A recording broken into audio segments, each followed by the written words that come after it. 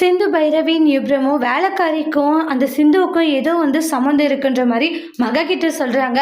என்னடா சொல்லிக்கிட்டு இருக்கா? ஆமாக்கா, இப்போ அவங்க பேசிட்டு இருந்ததை நான் பார்த்தேன்றாங்க.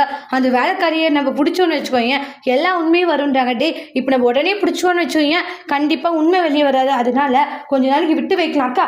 இப்படியே விட்டு வச்சா உண்மை வெளியே வருமாக்கான்றாங்க. ஏண்டா வராத? கண்டிப்பாக உண்மை வெளியே வரும்ன்றாங்க. அவங்களெல்லாம் நம்ம இப்படி விட்டு வைக்கிறது தான் ரொம்ப பெரிய தப்புன்றாங்க.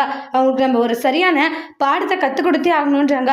நம்ம சரியான பாடத்தை கற்றுக் கொடுத்தா மட்டும்தான் நாம நினைச்சது நடக்கும் அப்படின்ற மாதிரி சொல்றாங்க. சரி, ஓகே அப்படின்ற மாதிரி சொல்றாங்க. நைஸா போயிட்டு வேலைக்காரிக்கிட்ட பேசுற மாதிரி பேசிக்கிட்டு இருக்காங்க. என்ன வேலையெல்லாம் கரெக்டா செய்யறியா அப்படின்றாங்க. ஆமா, உன் குடும்பத்துல எல்லாம் எப்படி இருக்காங்க? நல்லா இருக்காங்கன்றாங்க. சரி சரின்னு சொல்லிட்டு மகா போறாங்க.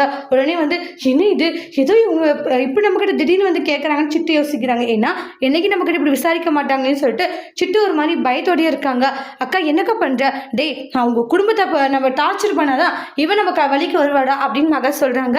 மகாவுடைய பிளான் என்னன்றதை நெக்ஸ்ட் வீடியோல வெயிட் பண்ணி பார்க்கலாம். தேங்க்யூ.